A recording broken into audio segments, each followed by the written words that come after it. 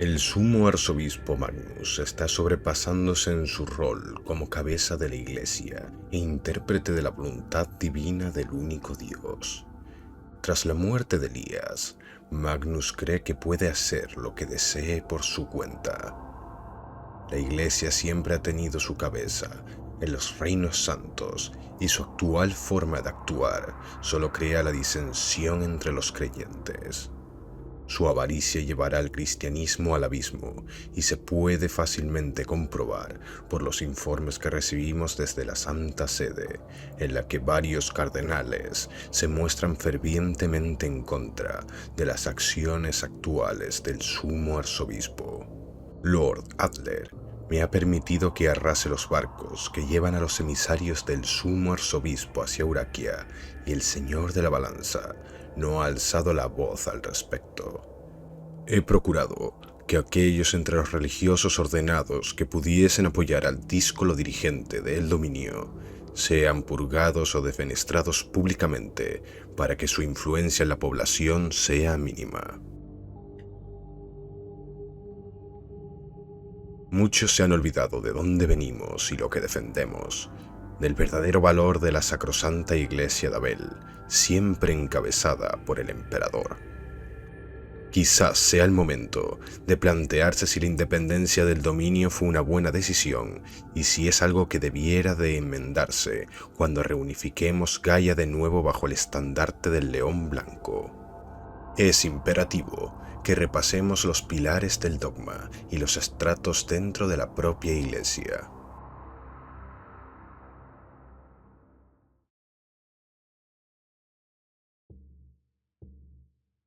Desde hace 7 siglos, la fe cristiana ha sido el pilar religioso más importante del mundo. Toma nombre y encuentra su base en el Mesías Abel, el Hijo de Dios, quien llegó al mundo en una era de terror y oscurantismo para salvar a los hombres de ellos mismos y mostrarles el camino que debían seguir. Abel guió a la humanidad, enseñando la palabra del Dios Padre a quien hace mucho que todos habían olvidado. Tomando sus preceptos como la ley divina, alrededor de su figura se formaron una serie de tradiciones y ritos que en su conjunto constituyen en la actualidad la fe cristiana. Se trata de una religión marcadamente monoteísta, sustentada en el concepto de que existe un único Dios creador que vela por la humanidad y trata de guiarnos por el sendero correcto.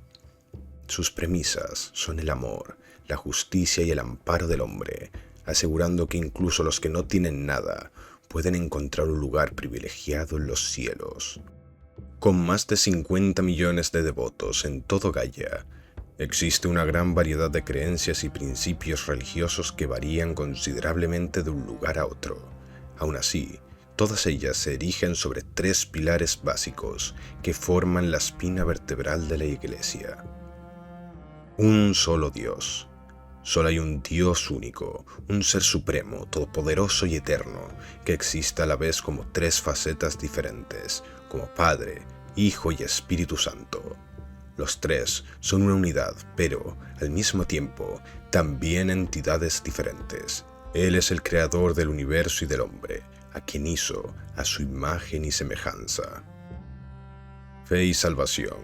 El sacrificio y la salvación del Mesías son un reflejo del amor que Dios profesa por la humanidad, a la que ha otorgado el mayor de los dones, el libre albedrío.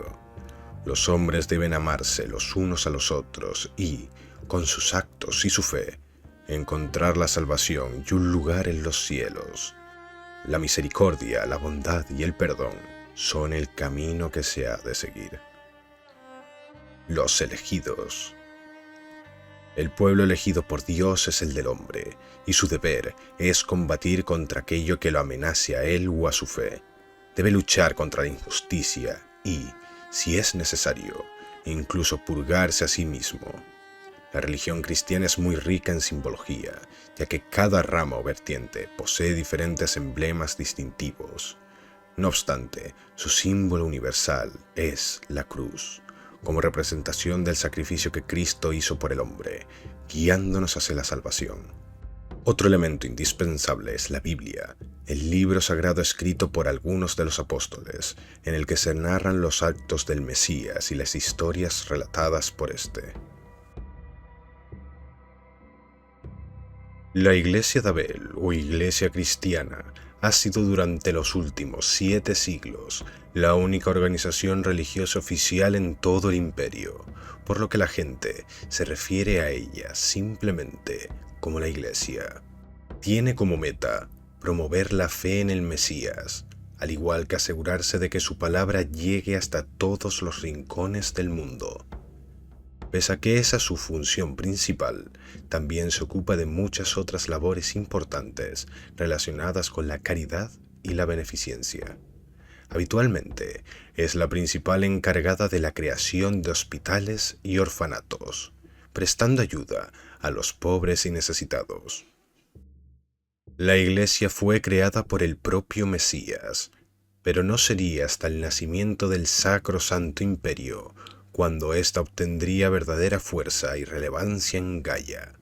Desde entonces, su poder e influencia han ido creciendo hasta convertirse no solo en la organización religiosa más importante, sino también en una de las fuerzas más relevantes de todo el mundo.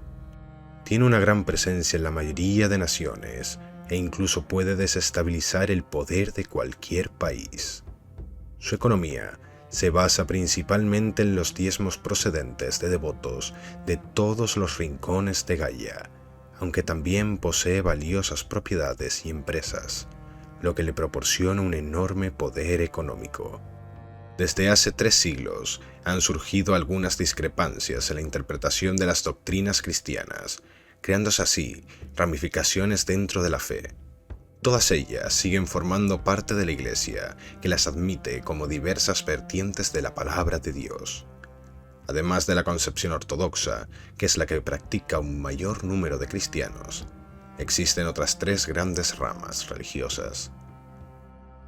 Los liberus, conocidos popularmente como liberales, opinan que, si bien el cristianismo es la única religión verdadera, la Iglesia no tiene derecho a imponer su credo a las personas, ya que así coarta el libre albedrío del que nos hizo entrega Dios.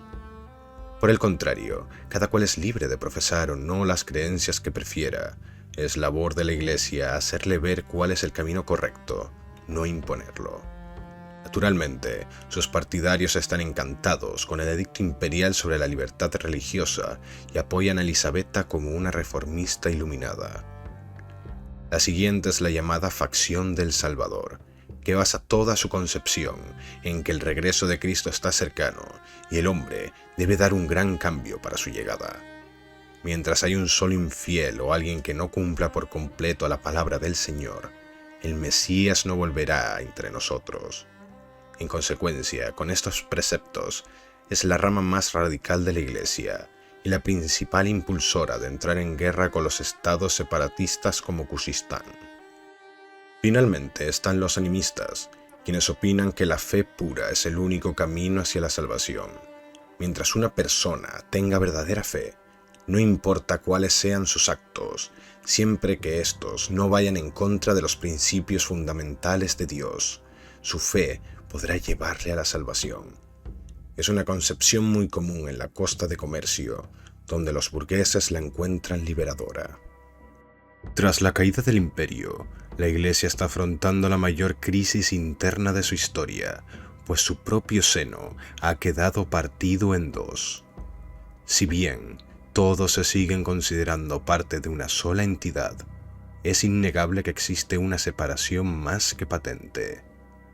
Así como una parte de la Iglesia no ha aceptado públicamente el nombramiento de Elisabetta Barbados como señora del imperio, otros no creen que el Consejo de Cardenales tenga suficiente poder para elegir a un sumo arzobispo. De este modo, la Iglesia tiene 2 cabezas en la actualidad. Por un lado, la emperatriz y sus partidarios, y por el otro, el sumo arzobispo Magnus y los suyos. La mayoría de los sacerdotes simplemente evitan entrar en el tema, prefiriendo ignorarlo a la espera de que los altos cargos encuentren una solución pacífica. Desgraciadamente, hasta el momento no se ha dado ningún paso favorable hacia la unificación, lo que es algo cada vez más conflictivo.